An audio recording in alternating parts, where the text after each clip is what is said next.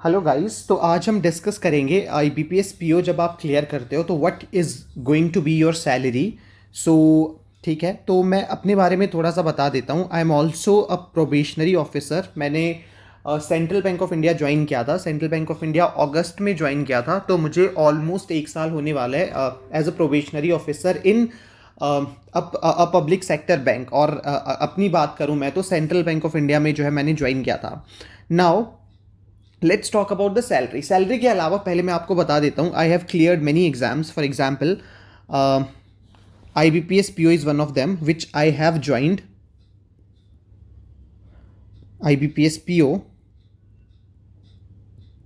I have cleared August batch 2023 में, मेरी 1 अगस्त 2023 में मैंने ज्वाइन किया था।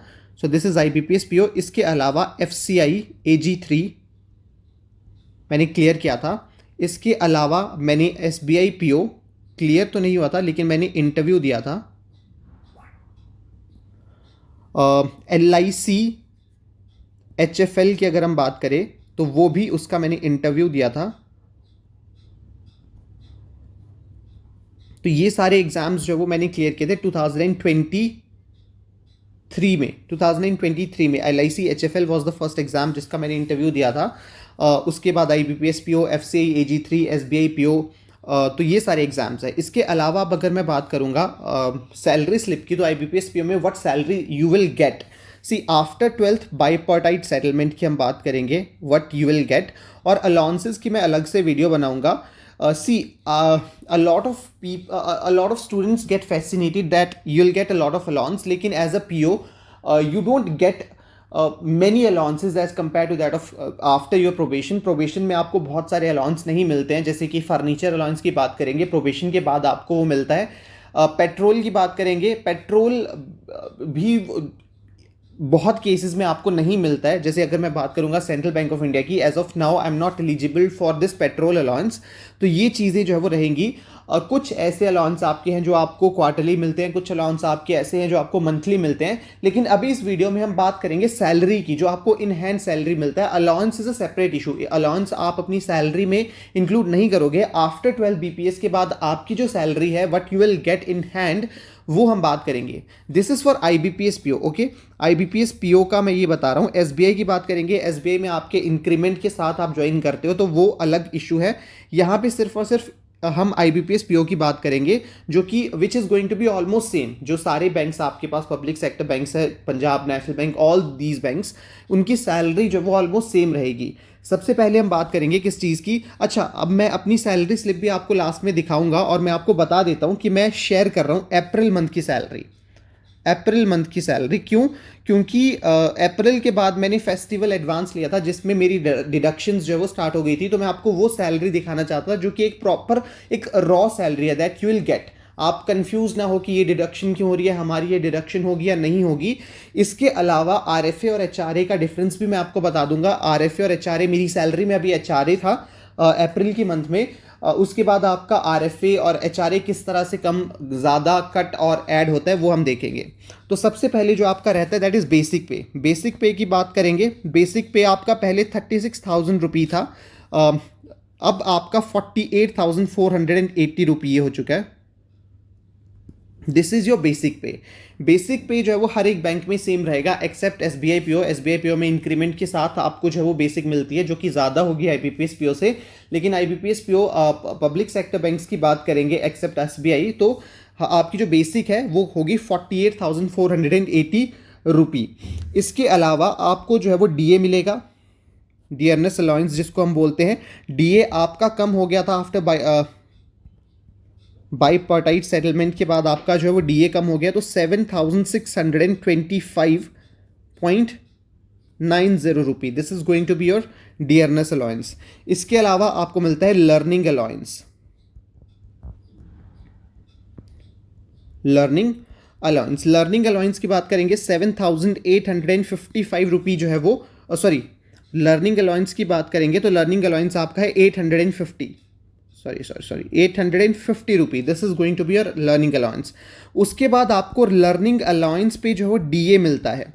तो लर्निंग अलाउंस पे जो DA है दैट इज अगेन डीए सारे कम हुए, इट मीन्स आपका लर्निंग अलाउंस का डीए भी कम होगा, तो पहले से ये कम हो चुका है, तो ये चीज़ अब आपके पास रहेगा। इसके अलावा आपको स्पेशल अलाउंस मिलता है, स्पेशल अलाउंस जो कि अगेन बेसिक ही रहेगा, जो आपका बेसिक स्पेशल अलाउंस है आपको हर मंथ की सैलरी में आता है। तो दिस इज 2020.86 रुपी। ये आपका जो रहेगा वो आएगा स्पेशल अलाउंस। स्पेशल अलाउंस के बाद आपको स्पेशल अलाउंस पे भी डीए मिलता है, तो स्पेशल अलाउंस पे जो डीए है वो आपका कितना रहेगा, oh I am really sorry, special allowance आपका जो है इट इज़ 12,847 रुपी पॉइंट, ये आपका स्पेशल अलाउंस है। स्पेशल अलाउंस बेसिक, अब स्पेशल अलाउंस पे आपको डीए मिलेगा तो वो है 2020.860, this is your special allowance पे डीए। उसके बाद सिटी कॉम्पेंसेटरी अलाउंस आपको मिलता है, city compensatory allowance.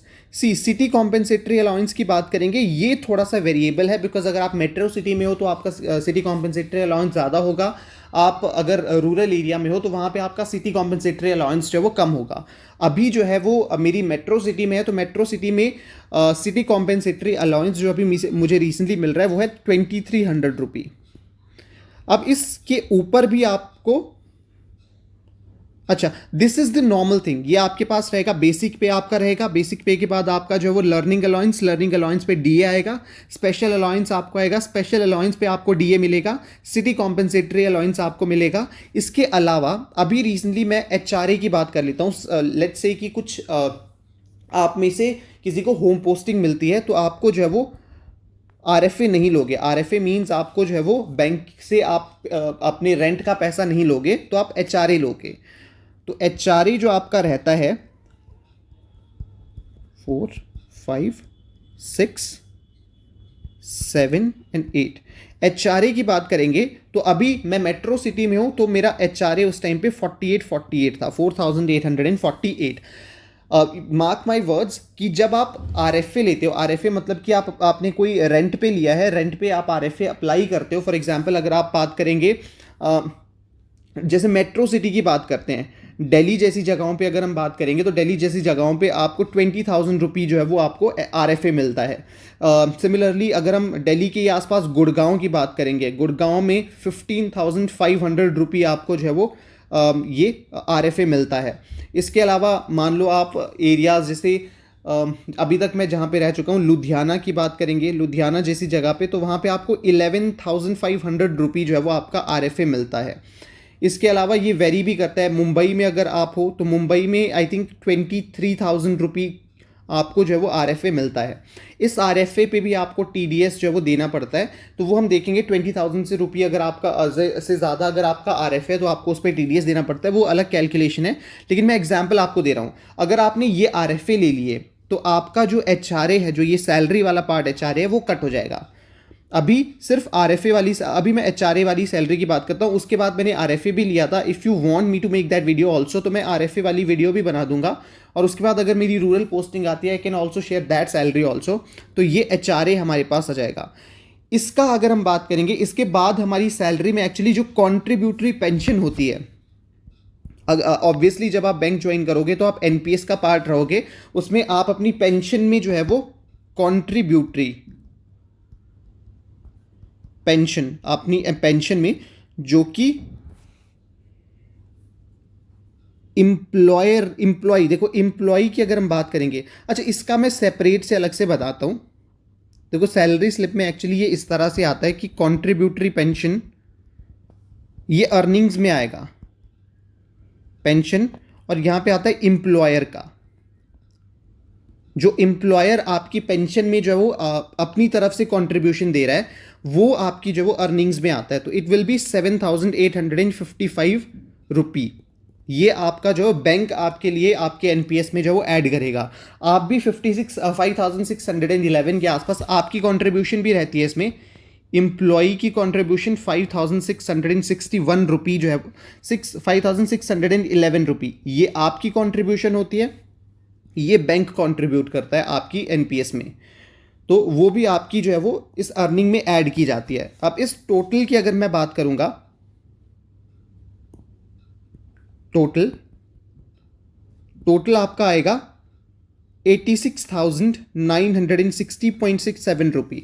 This is going to be your total. ये आपका टोटल रहता है विद HRA। जब मेट्रो सिटी की हम बात करेंगे तो ये आपका टोटल है। टोटल के अलावा देखो यहीं पे मैं अपनी सैलरी स्लिप में भी आपको बता देता हूँ।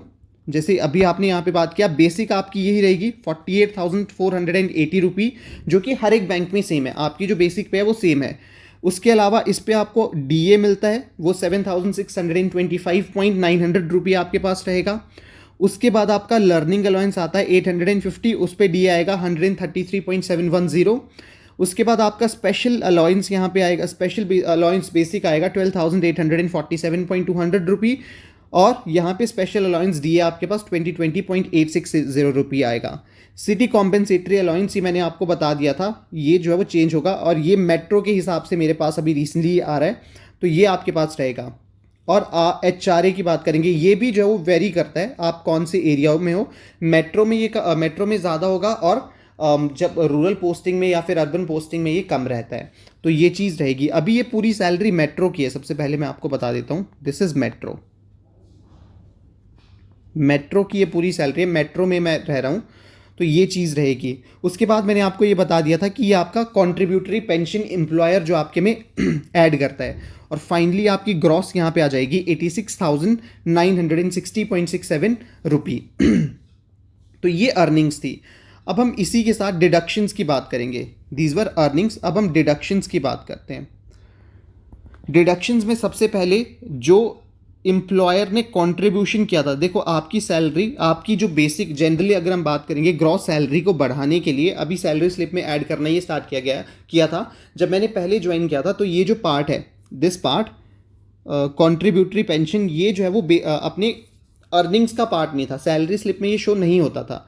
तो अब ये एम्प्लॉयर का जो NPS का कंट्रीब्यूशन जो हमने लिखा था 7,600 नहीं, वो था 7,855 रुपी, ये डिडक्शंस में भी आएगा, बिकॉज ये अर्निंग्स में आपको दे दिया और ये डिडक्ट होके आपके जो है वो NPS अकाउंट में जाता है, तो यहाँ पे डिडक्शन में भी इसको हम डाल देते हैं। दूसरा जो एम्प्लॉई है, एम्प्लॉई का जो कंट्रीब्यूशन है वो भी आपकी डिडक्शन में रहेगा 5,611 रुपी। थर्ड आपका यहाँ पे डेथ रिलीफ फंड,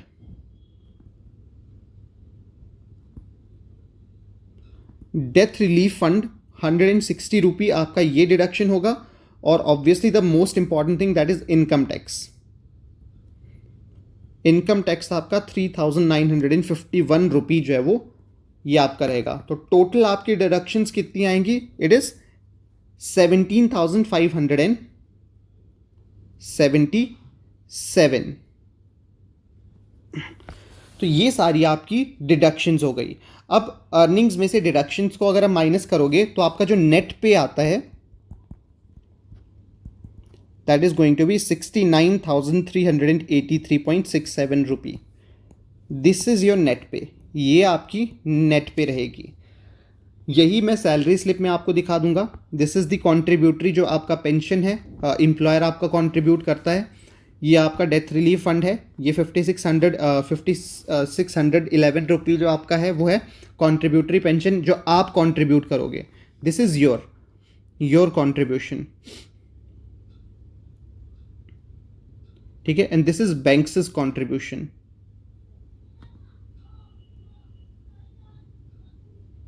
तो अप्रॉक्सीमेटली 13K के आसपास आपके NPS अकाउंट में हर महीने जो है वो आपकी सेविंग्स रहती है।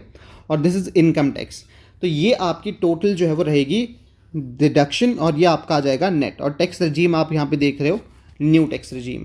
तो ये आपकी जो वो सैलरी स्लिप रहेगी। अगर मैं जनरल बात करूँ तो आप इसी को अपनी सैलरी मानिए, बिकॉज हम बहुत सारी ये भी देखते हैं कि you get a lot of perks. For example आप मेडिकल अलाउंस ले सकते हो साल में एक बार, न्यूज़पेपर अलाउंस है, मोबाइल रीइंबर्समेंट अलाउंस है। ये सारे अलाउंस आप मंथली सैलरी में इंक्लूड नहीं कर सकते, बिकॉज न्यूज़पेपर आपको क्वार्टरली मिलता है। मोबाइल क्लेम जो आपका 500 रुपी है वो आपको मंथली मिलता है, but you most of the times will forget कि आपको वो क्लेम भी करना है। तो आप इकट्ठे 2 या 3 महीने का इकट्ठा वो क्लेम करते हो, और वो कब आता है कब जाता है यू डोंट इवन रिमेंबर कि वो हमने क्लेम भी किया था और वो गायब भी हो जाता है सैलरी से, आप उसको खर्च भी कर देते हो, तो आपका जो सैलरी मोटा मोटा जो आपकी सैलरी है वो ये रहेगी। अगर मैं बात करूँगा एचआरए के बिना, मान लो अगर आपका आरएफए आप ले रहे हो और एचआरए आपका माइनस हो जाता है, तो अप्रॉक्सीमेटली 65,000 के आसपास आपकी सैलरी फिर भी आ जाएगी।